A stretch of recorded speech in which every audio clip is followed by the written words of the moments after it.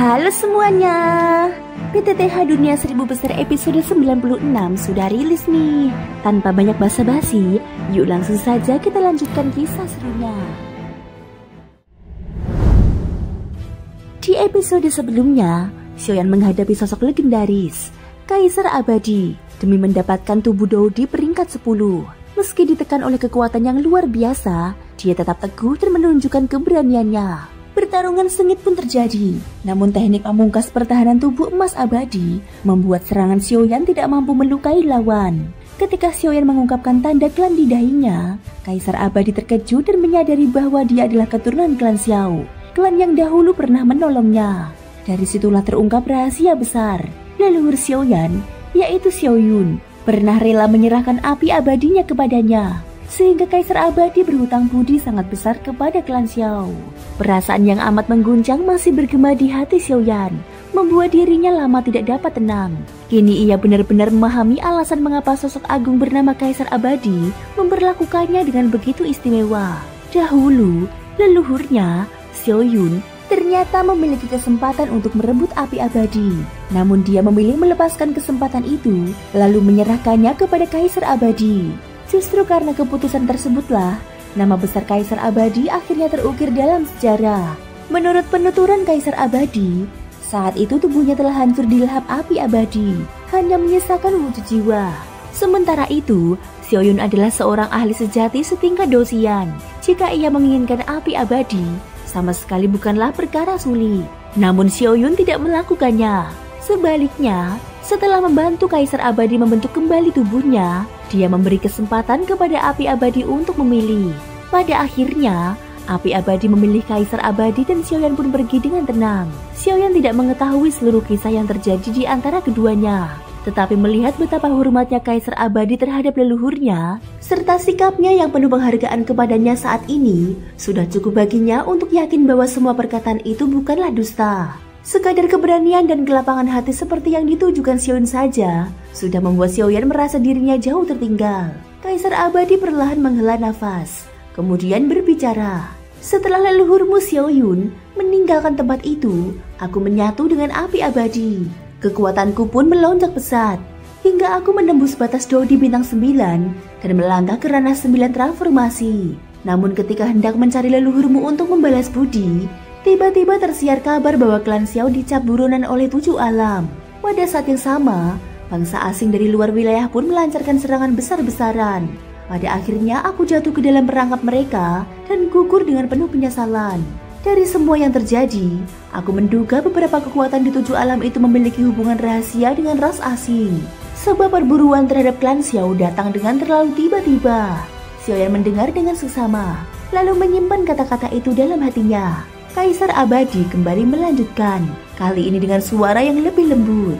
Namun, aku tetap berterima kasih kepada klan Xiao. Jika bukan karena leluhurmu, Xiaoyun, tidak akan ada sosok bernama Kaisar Abadi di dunia ini. Sesaat kemudian, wajah Kaisar Abadi berubah suram, seolah teringat akan kenangan yang menyakitkan. Menyadari hal itu, Xiaoyan tidak dapat menahan diri untuk bersuara. Senior. Namun, Kaisar Abadi menggeleng perlahan. Tidak apa-apa, hanya saja aku kembali teringat hal-hal yang tidak menyenangkan. Bayangan mengerikan bangsa asing yang berada di luar wilayah itu, bahkan bagi seorang sekuat dirinya, tetap merupakan ancaman yang tidak bisa diremehkan. Masalah itu belum saatnya kau ketahui, ucapnya perlahan, lalu sorot matanya kembali menatap Xiaoyan. Anak muda, engkau memang luar biasa. Di usia semuda ini, sudah menguasai api yang tidak kalah menakjubkan. Meski tidak sekuat api abadi, kekuatanmu tetap mengagumkan, hingga membuatku pun tidak berani menganggap remeh. Namun ada hal yang paling membuatku heran. Aku sempat mendapat kabar bahwa klan Xiao telah dimusnahkan dan ditetapkan sebagai buronan. Bagaimana mungkin masih ada keturunan yang tersisa? Dari manakah asalmu? Xiaoyan menjawab dengan tenang, tanpa menyembunyikan apapun. Sejujurnya, junior ini berasal dari benua Doqi. Kaisar Abadi mengerutkan kening, lalu menggeleng dengan tegas. Benua Doqi? Itu mustahil. Dalam peperangan puluhan ribu tahun silam, seluruh energi Dou di dunia tingkat menengah dan rendah telah terkuras habis. Mana mungkin ada Dou baru yang muncul? Namun, sebelum kata-kata itu selesai, sebuah suara berat bergema. disertai munculnya aura mendalam yang melingkupi seluruh aula. Dari atas kepala Xiaoyan, sosok megah sang Raja Naga Emas perlahan menampakkan diri. Mata Kaisar Abadi seketika mengecil, penuh keterkejutan. Raja Naga Emas, aura yang terpancar darinya tidak mungkin salah. Ia jelas mengenali sang penguasa terkuat dari seluruh bangsa naga itu. Kaisar Abadi masih mengingat dengan jelas. Pada perang besar melawan bangsa asing dahulu, Raja Naga Emas dan klan Xiao memberikan jasa yang luar biasa. Namun entah mengapa, setelah semua pengorbanan itu, klan Xiao tetap diburu oleh 7 alam. Sementara Raja Naga Emas dikabarkan telah gugur dalam pertempuran. Kini, sosok itu muncul di hadapannya. Dengan suara yang dalam, Raja Naga Emas membuka mulut. Klan Xiao masih memiliki keturunan. Jangan lupa, di dunia manusia terdapat sebuah alam menengah, yakni benua Doqi. Darah klan Xiao berasal dari sanalah awalnya. Hanya saja, selama puluhan ribu tahun tidak ada seorang pun yang mampu menembus ke tingkat Dodi, sehingga perlahan dilupakan. Namun bukan berarti benua Doqi sepenuhnya kehilangan jejak energi Dodi. Ditambah dengan keberadaan pil tingkat kaisar, maka segalanya menjadi mungkin. Kaisar Abadi terdiam, lalu menarik nafas panjang. Tidak kusangka, anak muda ini menyimpan begitu banyak rahasia. Dalam hatinya dia memahami, Raja Naga Emas bukan sekedar penguasa bangsa naga. Dia adalah salah satu dari segelintir makhluk yang mampu menandingi penguasa bangsa asing, bahkan mendekati ranah dewa. Kaisar Abadi berbicara, "Waktu kita tidak banyak. Sebagai balas jasa atas kebaikan leluhurmu, Xiaoyun, aku akan memberikan tubuh Dodi tingkat 10 ini kepada keturunan klan Xiao." Begitu kata-kata itu diucapkan, tubuh emas yang bersinar di tengah aula memancarkan gelombang kekuatan dahsyat, membuat udara bergetar dan cahaya berkilauan di sekitarnya. Xiaoyan menatap penuh kewaspadaan. Dari setiap kilatan cahaya yang menyelimuti tubuh emas itu, ia dapat merasakan ancaman mematikan. Bahkan jika hanya setitik saja mengenai tubuhnya, pertahanannya yang ada saat ini pasti tidak akan mampu menahan. Kaisar Abadi perlahan menenangkan dirinya, lalu berkata, "Itu hanyalah sisa perlindungan dari tubuh Dodi tingkat 10. Sorot matanya kemudian menatap Xiaoyan dengan dalam, seolah mengandung perasaan yang tak terucapkan. "Pergilah, Xiaoyan." Mendengar itu, Xiaoyan segera membungkuk dengan penuh hormat. Junior berterima kasih atas anugerah ini. Senior, tanpa ragu lagi, ia melangkah maju menuju tubuh emas yang berdiri megah di tengah aula. Ketika semakin dekat, Xiaoyan dapat melihat dengan jelas corak aneh yang terukir di permukaan tubuh tersebut. Ia memahami, bahkan dengan seluruh serangan terbaiknya sekalipun, dia tidak akan mampu menggoyahkan tubuh Dodi tingkat 10 ini. Jadi, inilah tubuh Dodi tingkat 10. Xiaoyan menatap tubuh emas di hadapannya. Tatapannya penuh kehati-hatian sekaligus kekaguman yang dalam. Betapa kuatnya tubuh Dodi ini, gumamnya. Dia dapat merasakan betapa dahsyat energi yang tersimpan dalam tubuh emas tersebut. Bahkan, tubuh Kaisar Api yang pernah dia ciptakan di benua Doqi sekalipun, bila dibandingkan dengan tubuh abadi ini, tidak lebih dari 1/10.000-nya. Senyum tipis terukir di wajah Xiaoyan. Dia mengangkat tangan yang diselimuti oleh api berwarna susu, perlahan diarahkan menuju tubuh abadi di depannya. Namun baru saja telapak tangannya menyentuh tubuh itu, sebuah kekuatan penolakan yang amat menakutkan meledak, memaksanya terpental menjauh. "Tubuh abadi ini sepertinya menolak keberadaanku," ucapnya dengan alis berkerut. Di hadapannya, sosok bayangan Kaisar Abadi berkata, "Tubuh abadi ini berada di peringkat puncak 10. Tanpa metode khusus, siapapun yang menyentuhnya hanya akan merasakan penolakan. Gunakan kekuatan jiwamu, masuki tubuh abadi ini, dan condongkan kekuatanmu pada bagian kening. Bentuklah sebuah simbol jiwa di sana. Dengan begitu, engkau akan memperoleh kendali penuh atasnya." Mendengar itu, Xiaoyan mengangguk. Dia memejamkan mata, mulai mengerahkan kekuatan jiwa yang luas bagaikan samudra. Dari sisi lain, terdengar suara berat dan penuh nostalgia dari Raja Naga Emas. "Tubuh abadi ini memang luar biasa. Aku masih mengingat, di masa lalu kau pernah mengandalkannya untuk menghadapi ras iblis dari luar wilayah." Kaisar Abadi hanya menanggapi samar. Mereka berdua seolah berbincang tentang rahasia yang tak ingin dibagikan kepada siapapun. Xiaoyan tidak berusaha mendengar. Seluruh perhatiannya ia curahkan kepada tubuh emas di hadapannya. Tubuh Dodi, sebuah kekuatan unik yang hanya dapat diwujudkan oleh seorang Dodi sejati. Dengan tubuh tersebut, terbentuklah raksasa energi yang melindungi tubuh utama, memperkuat serangan maupun pertahanan pemiliknya. Xiaoyan mengepalkan tangan, lalu kekuatan jiwanya melesat bagaikan banjir, langsung menghantam tubuh emas itu. Namun, begitu kekuatan itu menyentuh permukaan tubuh emas, Cahaya keemasan seketika bangkit dan memancarkan tekanan mengerikan. Xiaoyan merasakan lutut kirinya bergetar hebat hingga tertekuk ke tanah. Tatapan Xiaoyan tidak gentar, dia hanya menggerang pelan. Ini belum cukup untuk menghentikanku. Pola klan Xiao di dahinya bersinar terang, menyebarkan gelombang kekuatan yang semakin dahsyat. Xiaoyan menggertakkan giginya, perlahan meluruskan lututnya kembali, lalu menghantamkan kekuatan jiwanya semakin kuat ke dalam tubuh emas itu. Cahaya emas yang menolak sebelumnya mendadak terbelah. Kekuatan jiwa Xiaoyan pun menembus masuk, menyerbu ke dalam tubuh emas tersebut. Seketika, tekanan yang semula menindasnya lenyap tanpa jejak, seolah tubuh emas itu mengakuinya sebagai pemilik yang sah. Menyatu, teriak Xiaoyan dengan lantang. Kekuatan jiwanya menempel pada bagian kening tubuh emas, perlahan membentuk sebuah simbol misterius. Begitu simbol itu selesai terbentuk, tubuh emas segera bergetar halus, dan Xiaoyan pun menarik kembali kekuatan jiwanya. Tubuhnya jatuh terduduk, nafasnya tersengal hebat. Hanya membentuk satu simbol kecil saja, dia telah menguras hampir seluruh kekuatan jiwanya. Dia sadar jika tadi ia terlambat sedikit, tubuhnya mungkin sudah hancur tanpa sisa. Kaisar Abadi membuka mulutnya. Sejak simbol jiwa itu terbentuk, tubuh abadi ini kini telah menjadi milikmu. Semoga suatu hari kelak, kau mampu membuatnya memancarkan sinar yang lebih gemilang. Xiaoyan mengangguk hormat, menatap tubuh emas yang kini tampak samar-samar terhubung dengannya. Dia dapat merasakan dengan jelas, sebuah ikatan kuat telah terjalin di antara mereka. Setelah beristirahat sejenak, dia menghela nafas panjang. Waktu tidak akan menunggu, maka tanpa ragu lagi, dia membuka mulut, menyerap tubuh abadi ke dalam dirinya. Saat tubuh emas itu menyatu, seketika tubuh Xiaoyan bergemuruh. Suara tulang-tulangnya berderak keras, sementara kekuatan kuno yang tidak terlukiskan bangkit dan menyebar dari tubuhnya. Tidak baik, jika terus begini, tubuhku akan meledak. Wajah Xiaoyan berubah tegang. Namun pada saat genting itu, lambang klan Xiao di dahinya kembali memancarkan cahaya menyilaukan, menekan tubuh abadi yang masih mengamuk, membuatnya tunduk dalam ketenangan. Xiaoyan segera duduk bersila dan memusatkan pikirannya. Perlahan cahaya emas berlapis-lapis memancar dari tubuhnya, membentuk sosok raksasa energi yang berdiri menjulang di sekeliling tubuhnya. Ukurannya terus bertambah, semakin padat dan nyata. Melihat itu, Kaisar Abadi menatap dengan tenang. Jika raksasa energi ini mencapai tinggi 100 zang, maka keberhasilannya dapat dipastikan. Raja Naga Emas mengangguk puas, kemudian kembali berbincang dengan Kaisar Abadi. Sementara ruangan itu tenggelam dalam ketenangan. Namun di luar aula besar, dua sosok tengah menunggu dengan penuh kewaspadaan, Mususi dan Tetua Su. Keduanya segera tercengang saat merasakan getaran dahsyat menyapu ruang. Seseorang telah memperoleh tubuh abadi, ucap Tetua Su dengan nada pasti. Ia pernah memasuki tempat gugurnya Kaisar Abadi di masa mudanya.